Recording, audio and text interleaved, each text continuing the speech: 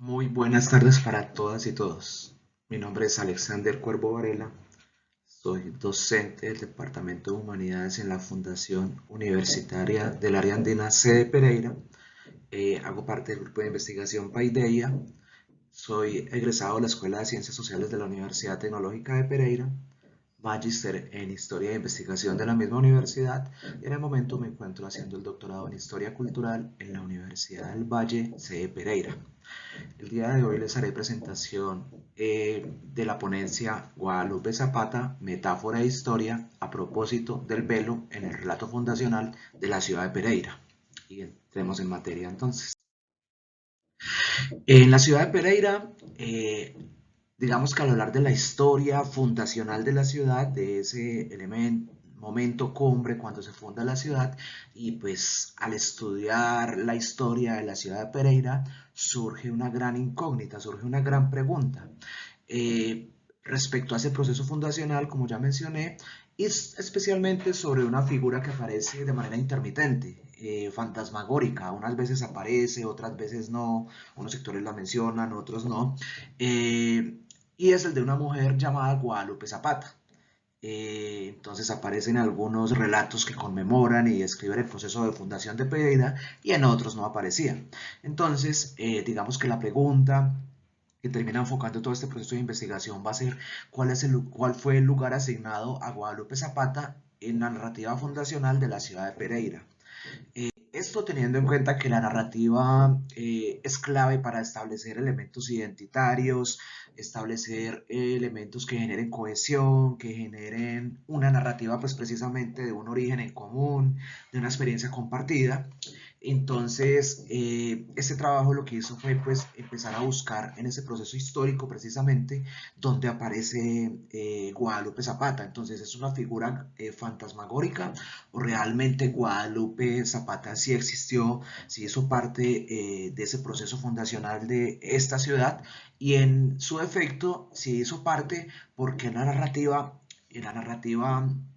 institucional, institucionalizada, en la narrativa oficial, en la narrativa con mayúscula, no aparecía mencionada. Es como el gran contraste allí, ¿cierto? En esa, digamos, en esa historia que se narra y se narra y se narra, ello no aparecía mencionada, aparecía en las márgenes. Entonces llamaba la atención eso.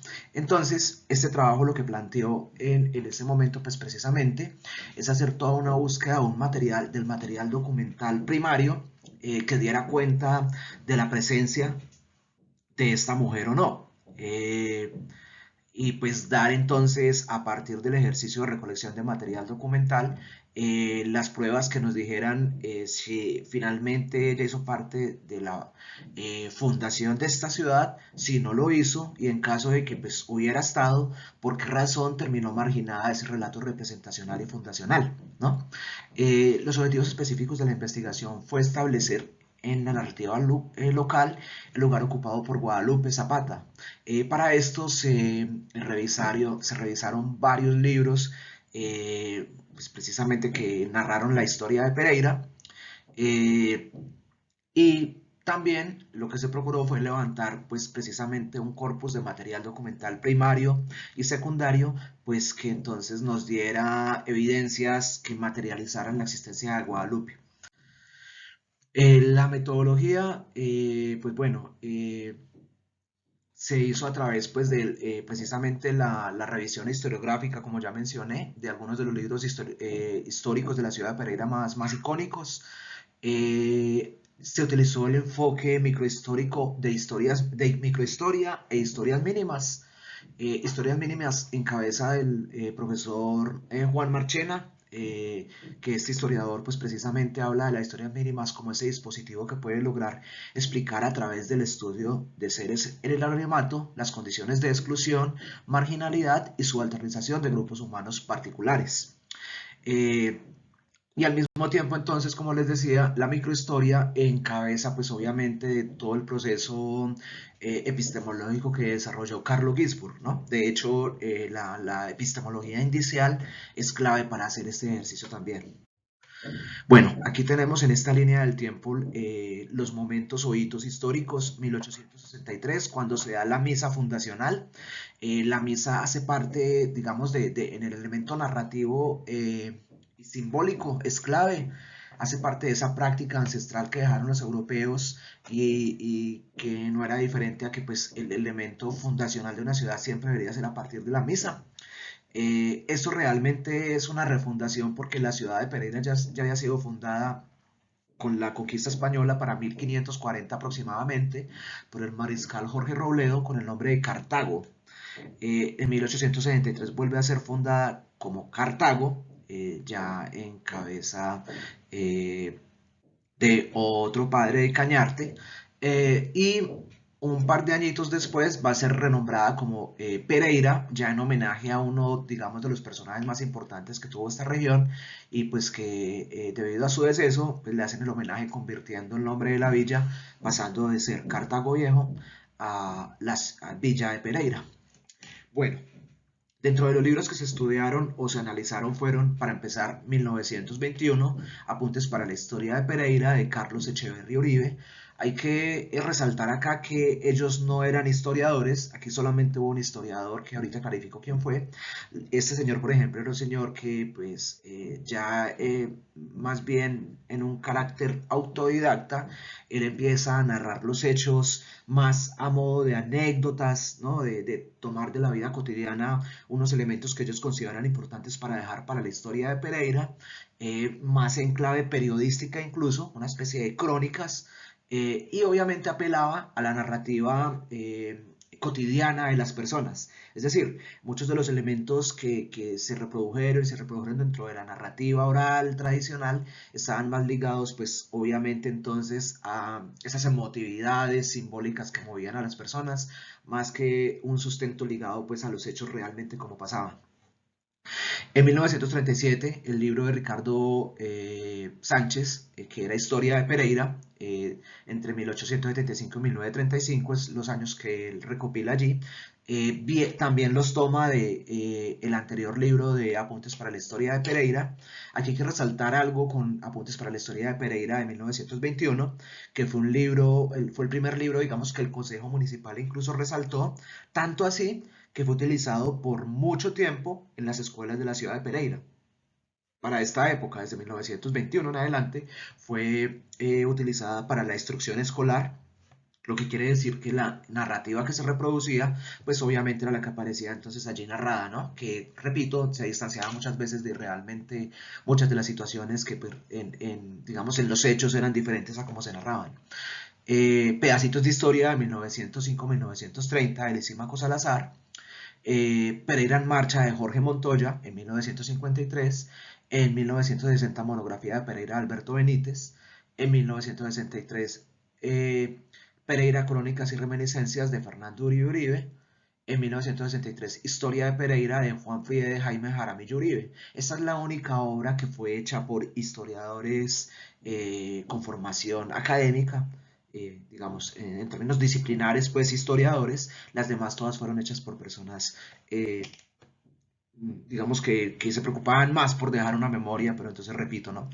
Otro momento histórico clave va a ser la fundación de la Escuela de Ciencias Sociales en la Universidad Tecnológica de la Ciudad de Pereira para 1980, que empieza a dar un giro hacia la investigación, pero sobre todo de poblaciones indígenas, no tanto de poblaciones de origen africano, como es el caso de Guadalupe Zapata, que era una mujer negra o afrocolombiana. En 1982 procesó un grupo étnico Hugo Ángel Jaramillo. En 1995 Pereira, Espíritu de Libertad de Hugo Ángel Jaramillo.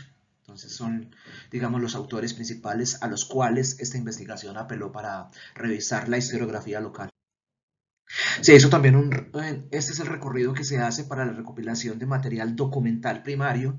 La ruta metodológica pues pasa por las diferentes bibliotecas de las universidades de la ciudad. También se trabaja en el cementerio San Camilo, también se trabaja en la alcaldía de Pereira, en el archivo municipal, en el consejo municipal de Pereira, en la notaría primera de la ciudad de Pereira también, en la parroquia de Nuestra Señora de la Pobreza. Y por último, se visitó también el archivo de Cocorná, Antioquia, tanto el archivo municipal como el de la iglesia de Nuestra Señora de la Inmaculada Concepción de Cocorná, que era de donde se hablaba que era el origen pues de esta mujer Guadalupe Zapata, pero en estos lugares no se consiguió ningún archivo que diera cuenta pues de su nacimiento allá. Bueno, yo voy a hacer el análisis inmediatamente de los resultados de los, digamos, análisis que resultan pues de lo que se va encontrando. Aquí voy a hablar de los condenados de la historia fundacional, hablo de los condenados en clave de Frantz Fanon y los condenados de la tierra. Y esto tiene que hablar, o aquí, digamos, me acerco a una reflexión de cómo se construyó la historia fundacional de la ciudad de Pereira. ¿Por qué? Porque Lupe fue una mujer negra que hizo parte del proceso fundacional y ya les voy contando por qué puedo demostrar que hizo parte, sin embargo quedó marginada del relato institucional. Entonces, Lupe lo que nos permite es empezar a descubrir diferentes formas de cómo el poder actúa, cómo hay unas tensiones entre esa narrativa que posibilitó explicar la constitución de la ciudad de Pereira, cómo se constituyó, cómo se formó, pero al mismo tiempo cómo esa narrativa dejó de lado sectores, sectores como el femenino, sectores como la mujer negra en este caso, la mujer negra era difícil que quedara en esa narrativa fundacional, eh, la gente negra al mismo tiempo, lo indígena, y la narrativa casi que exclusivamente se concentra en hablar desde tres lugares de enunciación: el blanco, el hombre blanco antioqueño y católico. ¿Sí? Esos son como los lugares de enunciación: hombre blanco antioqueño y católico. Son como las claves. Para Juan Marchena, él dice que cuando hablamos de historias mínimas, hablamos de historias de vida, historias de personajes que reposan en los archivos, sus vidas quedan registradas por alguna razón en secciones que son poco valoradas, recónditas o inexploradas. Eh, de hecho, muchos de los archivos que encontré, pues al parecer nunca fueron estudiados por ninguna de las otras personas que escribió sobre la historia de Pereira, porque obviamente en sus momentos históricos no les interesó esto, a ellos les interesaba reproducir una narrativa que ya existía. Eh, y pues que obviamente fueron en las que ellos crecieron en el contexto de ciudad, ¿no? Mujer negra y antioqueña, la antítesis de la colonización o proceso de poblamiento local. Aquí yo hablo del fragmento del mito rosa. El mito rosa de la colonización antioqueña lo trabaja mucho un historiador colombiano antioqueño, pues precisamente, que se llama Orlando Melo. Entonces él trabaja bastante esto del mito rosa de la colonización antioqueña. Hablo de un proceso de historización en la medida en que la imagen de Guadalupe como fundadora eh, se aleja de ese prototipo representacional que se había instaurado.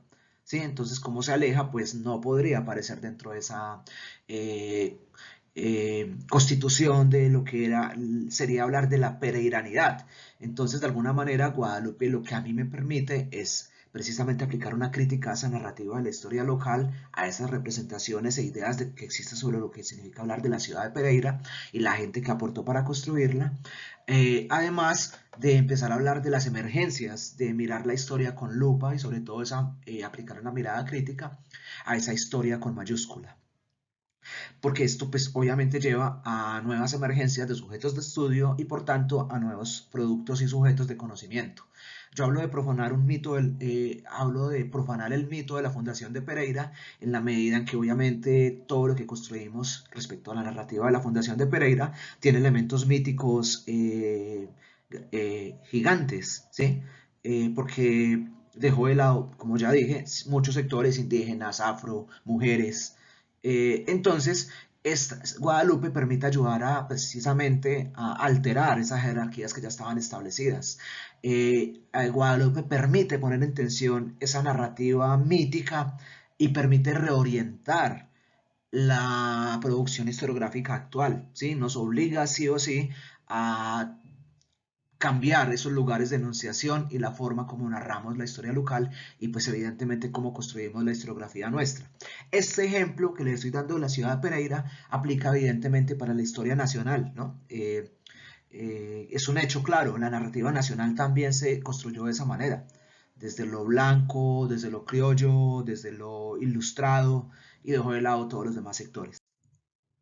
Bueno, ¿Cómo empiezo yo entonces a identificar que Guadalupe sí hizo parte de la fundación de Pereira? Pues aquí tenemos que en el primer documento de archivo que está en la parte superior izquierda, eso es un censo que reposa en la notaría primera, en el Luz y Tejada de la ciudad de Pereira. En ese censo, que es el censo de la Unión de 1863, aparece el folio 1867-1873, donde Guadalupe aparece con 28 años de edad y aparece con su hija María Jesús, que tenía 8 añitos de edad. Entonces ya aquí empezamos a ver que ella ya estaba, que se hizo parte entonces se empieza a materializar su presencia. ¿Sí? Este es justo cuando refundan la ciudad de Pereira.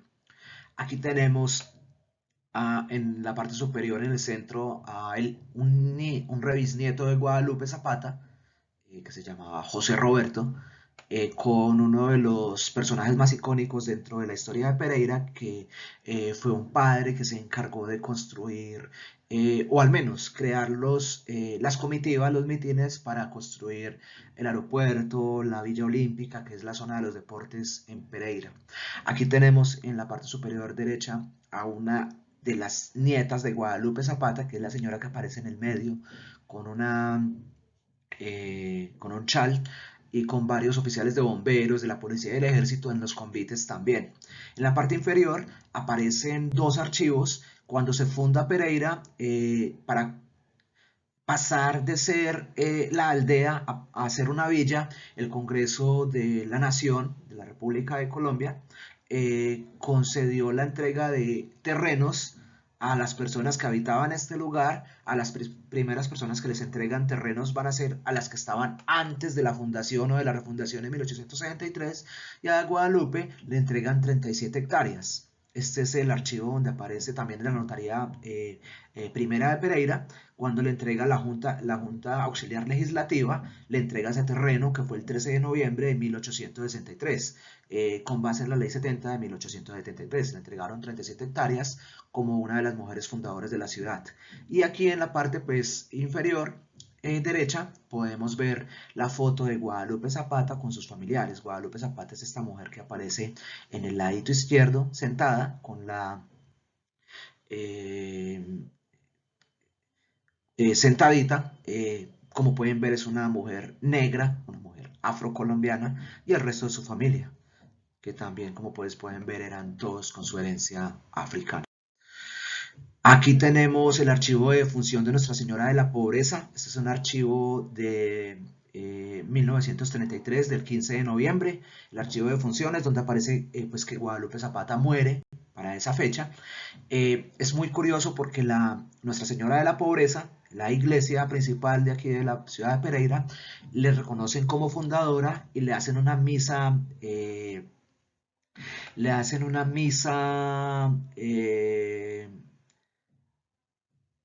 que se llama de primera clase, porque la consideraban digamos, simbólicamente la misa de primera clase pues implicaba que le estaban haciendo un homenaje a una persona muy importante de la ciudad. Entonces es muy curioso, resulta muy curioso que la Iglesia Católica sí le hiciera el homenaje como una fundadora de la ciudad. Aquí está el archivo de función, que es un documento oficial de la Alcaldía de Pereira. Y aquí se resulta muy curioso porque pues lamentablemente aquí no puedo ampliar la imagen, pero donde aparece la raza de la persona, que también es el archivo de función de Guadalupe, aparece mestiza. Y evidentemente, como les mostré en la foto anterior, Guadalupe Zapata era una mujer negra. Eh, Aquí tenemos esto para hacer un contraste, que en 1931, 2 años antes, había muerto otro personaje, los que hizo parte de la fundación, de la misa fundacional, que se llamaba Jesús María Ormaza. Al señor, la alcaldía sí le sacó un decreto donde rendía un homenaje de 3 días, como duelo por la pérdida de un fundador de la ciudad, un personaje honorable. También una misa de primera clase recibió. Este contraste lo hago porque Guadalupe en ningún momento recibió ningún tipo de decreto ni reconocimiento por parte de la alcaldía, contrario a lo que se hicieron con este señor, por ejemplo. Entonces llama mucho la atención eso, es muy curioso, ¿no? Aquí tenemos un periódico de la época, se llamaba El Diario. Eh, este Esta noticia es del 17 de noviembre de 1933, unos días después de la muerte de Guadalupe, y aquí hicieron un llamado pues precisamente a que, o más bien, resaltan que durante el sepelio de Guadalupe, pues hubo unos sectores, a pesar de que la alcaldía no estuvo, sí hubo unos sectores como bomberos, como los sindicatos, eh, como sectores populares, que le reconocieron como fundadora, ¿no? Eso al mismo tiempo muestra como una tensión entre quienes la reconocían como fundadora y quienes no, ¿no? La alcaldía no lo hacía, o al menos no lo hizo pues de manera clara, contundente. Ciertos sectores de la ciudad tampoco lo hicieron. Entonces llama mucho la atención porque eso refleja como esa tensión entre esos sectores populares que sí la veían como una fundadora y otros que no la veían como una fundadora, simplemente como pues un personaje más de la ciudad de Pereira que había muerto. Entonces, eso muestra esas tensiones también que existían allí, ¿no? Bueno, las conclusiones que yo saco en la investigación, primero las imprecisiones y la sobrevaloración dentro de la historia. Hay unas corrientes dominantes de producción intelectual, esos anales historiográficos están muy ligados a elementos muy mitográficos, delineados bajo esas estructuras hegemónicas y de poder que ya les advertía, como la de lo blanco, la de lo antioqueño, lo masculino, ¿no? Yo hablo de una narrativa del poder en la medida en que esa narrativa del poder fue la que se instituyó como que la versión fundacional de Pereira, y eso desde mi punto de vista y apelando a Carlo Ginzburg produjo una versión patológica de la historia que llevó a una apartheid mental. Las personas en Pereira aplicaron una apartheid mental y la representación que tenían pues era, pues vuelvo a lo mismo, la del titán antioqueño, la de la tropa máscula, la de esos hombres católicos, limpios de fe, todas estas cosas pues que son muy comunes en nuestra narrativa, ¿no? Eh, bueno, ¿por qué Guadalupe es importante para avivar un escrutinio de la historia? En este caso, repito, local, en la ciudad de Pereira, pero esto fácilmente puede aplicar para el resto del país con otros personajes, ¿cierto? Entonces, ¿qué tiene que ver Guadalupe Zapata Quintana con la reconstrucción del pasado local, al menos pues en la ciudad de Pereira? Primero, que esclarece la presencia de aportes de los grupos humanos diversos, ¿cierto? Esto implica otros en la construcción histórica, económica, política, social y cultural de Pereira. Esos otros que quedaron marginados, quedaron negados, quedaron subordinados. Asimismo, también extiende la reflexión sobre los tipos y condiciones de la producción historiográfica local, que hay que aplicar esa crítica, ¿sí? Pues obviamente quienes hicieron la historia pues no eran historiadores disciplinares, o sea, se movían más tal vez por temas emotivos, de emocionalidad. Esa crítica tampoco es pues porque eso nos sirva a nosotros para precisamente hacer los contrastes, pero sí hay que mirarlo con mucho más crítica y también desacralizar esa historia entonces que tenemos, ¿no? Porque es una historia eh, que hay que desacralizarla precisamente, hacerla más humana, hacerla más de carne y hueso. Además, este trabajo aportó renovado material documental que permite reinterpretar, ¿no? Y poner una crítica para reescribir la historia local, ¿no? También plantea nuevos objetos de estudio, como hay dos claves que habría que tratar de mirar cómo se pueden trabajar, y es precisamente cuál era la estructura social presente en la ciudad de Pereira a finales del siglo XX, ¿cierto? ¿Qué sectores teníamos acá aportando a la construcción de ciudad? Ese sería, por un lado sería ese, y por el otro sería pues mirar también dentro de esos aportes qué herencias tenemos de esos sectores, pero que también han estado al margen, ¿no? Entonces que sería muy importante reconocer esa naturaleza diversa que tenemos en el contexto local y que, repito, obviamente aplica para el contexto nacional también. Esta sería muy rápidamente la presentación de los resultados de investigación. Les agradezco mucho su atención y pues cualquier contacto por medio de este convenio, pues espero que nos podamos volver a encontrar. Muchas gracias, un gran abrazo.